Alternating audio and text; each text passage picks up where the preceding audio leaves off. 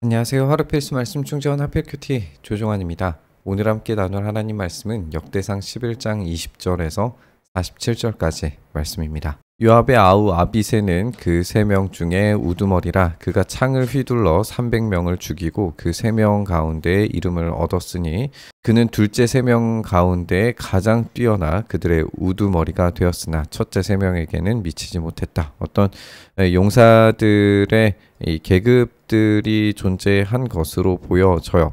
그런데 이 계급이 중요한 게 아니라 그들이 이런 계층이 나누어질 정도로 무력이 위력이 굉장했는데 그 한 사람 한 사람이 가지고 있었던 능력치가 어마어마하다라고 하는 것이 강조될 겁니다. 갑셀의 용사의 손자 여호야다의 아들 브나야는 용감한 사람이에요. 이 한 사람은 이제 예시로 들게 되는데 그가 모압 아리엘의 아들 둘을 죽였고 또 눈 올 때 함정에 내려가서 사자 한 마리를 죽였으며 또 키가 큰 애굽 사람을 죽였는데 그 사람의 키가 5규빗이요 그 손에 든 창이 배틀채 같으나 그가 막대기를 가지고 내려가서 그 애굽 사람의 손에서 창을 빼앗아 그 창으로 죽였다. 이렇게 소개를 하고 있어요.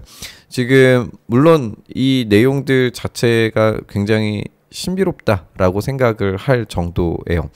혼자서 이 모압의 아리엘 아들 둘을 죽였다라고 하는 것은 우리가 이제 특별한 왕적인 어떤 이름을 가진 또는 이제 귀족의 이름을 가진 아들들을 죽였다. 엄청난 용력을 가진 인물이다라고 그렇게 이해할 수 있겠지만 함정에 내려가서 사자 한 마리를 그냥 죽였다라고 하는 것만 봐도 약간 삼손이 떠오르죠. 그리고 키가 큰 애굽 사람을 죽였는데 키가 5규빗이고 창이 배틀채 같았다. 이거는 우리가 잘 아는 것처럼 골리앗을 떠올리게 만들잖아요. 그래서 어떤 사람들은 다윗이 이 부하의 업적을 자기 걸로 삼았다. 고대에는 그런 일들이 비일비재했었으니까 다윗도 그런 부하의 업적을 가로챈 사람이다. 이렇게까지 이야기하는 사람들이 있는데 사실 이제 이 본문의 의도를 생각을 하면은 차라리 그런 말을 여기에다가 기록 안 하는 게 더 낫겠죠. 그러면은 여기에 기록한 이유가 있을 거란 말이에요. 왜 여기에 이런 이야기들이 기록이 되어져 있는가? 이 한 사람의 예를 들어서 그 사람이 굉장한 이 땅을 정복할 수 있는 능력이 있었고 그리고 삼손과 같은 괴력이 있었고 골리앗을 제압할 만한 용기와 용맹함과 그런 힘이 있었다라고 하는 점이 강조되면서 이 한 사람이 가지는 능력이 이렇게 위대하고 대단했는데 3명의 용사 또 그보다 위대한 3명의 용사는 얼마나 대단했겠느냐라고 하는데 이제 강점이 찍혀지게 되는 거죠.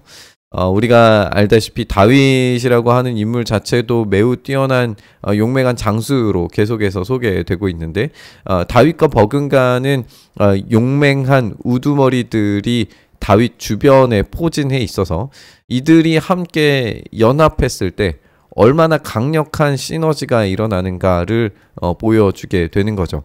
다윗과 연합한 이 사람들이 시너지를 일으키면서 강력한 힘을 가지고 주변 국가들을 복속해 나갈 때에 어떤 것도 막을 수 없는 정말 위대한 일들이 벌어진다라고 하는 게 강조되고 있는 걸 볼 수 있습니다. 여호야다의 아들 브나야가 이런 일을 행했으므로 세 용사 중에 이름을 얻었고 30명 중에서는 뛰어나나 첫째 3사람에게는 미치지 못했다라고 하면서 시위대장을 삼았다 이렇게 소개하고 있어요. 이런 각각의 무력 또 긴밀한 유사성, 이 각자의 무력도 대단한데 연합했을 때의 힘이 엄청났기 때문에 다윗의 용사 그룹은 똘똘 뭉쳤을 것이고 어떤 것도 두렵지 않은 전력이 되었을 겁니다. 이제 긴 용사의 목록들이 등장을 하게 되는데요. 이 목록들은 사실 우리가 사무엘 하에서도 살펴볼 수 있는 목록들인데 사무엘 하보다는 조금 더 긴 목록을 우리가 살펴볼 수 있습니다. 우리가 중점적으로 보고 싶은 것은 이 인물들의 출신 배경이 어떤 것인가 하는 데에 우리가 좀 생각을 해 보려고 해요.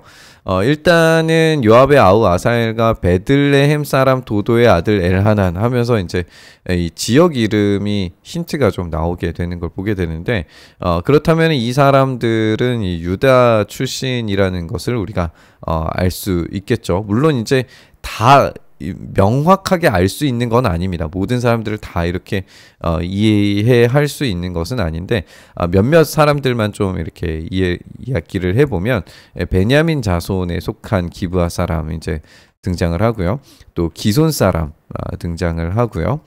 또 우리가 이제 아는 사람들 중에 한 사람이 누구냐면 햇사람 우리아가 있죠. 햇사람이라고 하는 것은 사실 우리가 알다시피 이방인이라고 보아야 하겠죠.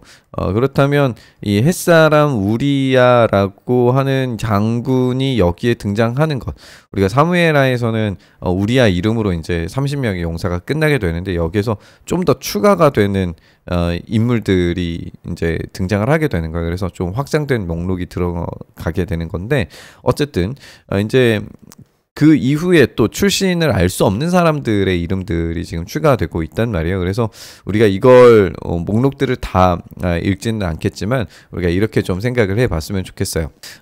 일단은 30명의 용사로 묶는 것은 어떤 실제적으로 30용사다 이것보다는 어떤 핵심 그룹을 이야기하는 용어였을 것이다.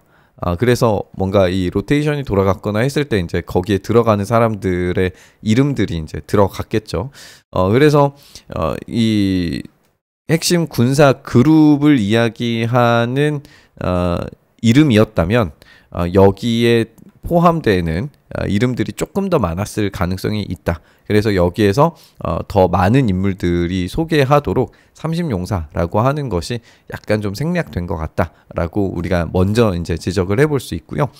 아까 지적한 것처럼 이 목록은 지리상의 순서로 진행을 하는 것 같은데, 엘하난에서 헬렛까지 1010명의 이름 대부분은 유다에서 왔고, 31절에서 37절에 등장하는 몇몇은 이제 북공동체에서 온 것 같고, 비이스라엘 기원의 사람들은 38절에서 41절 이 전반절까지 햇사람 우리아까지 이제 열거가 되는 것으로 이제 보여지죠.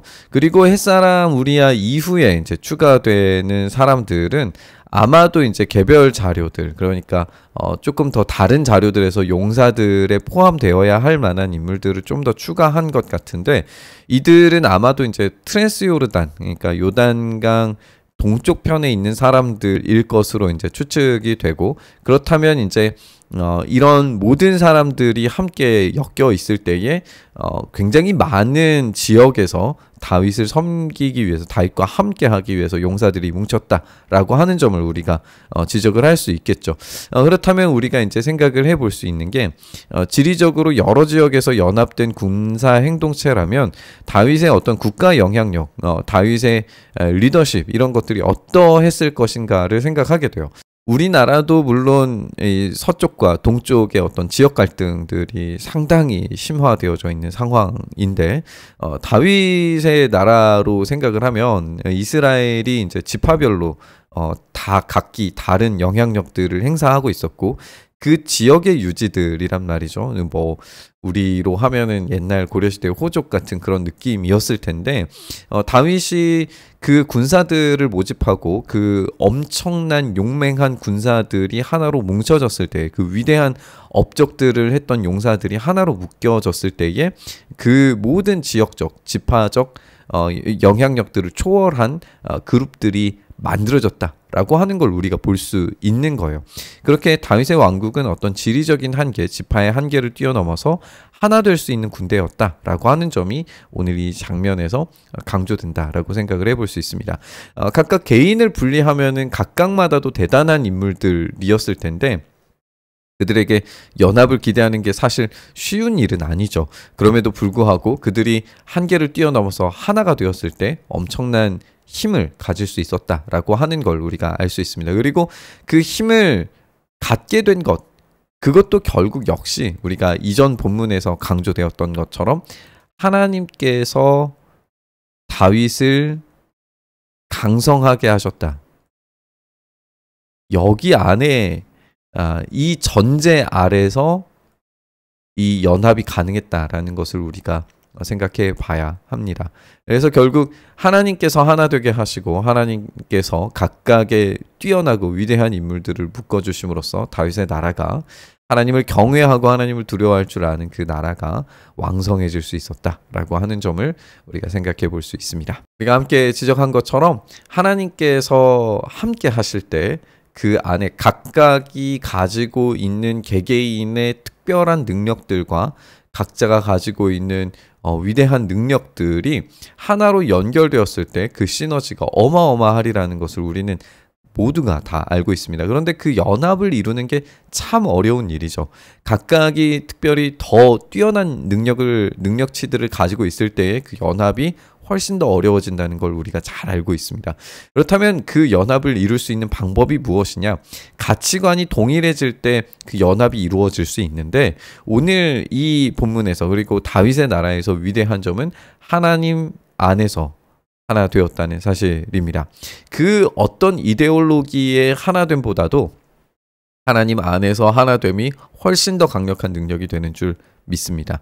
우리 가운데 하나님 안에 하나 되는 그 연합이 온전히 일어나고 또 경험되기를 교회들 안에서 그리고 한국교회 안에서 그리고 우리 주님의 교회들 안에서 그 연합이 일어나기를 간절히 바라고 소망하면서 우리 묵상의 자리로 나아가시죠.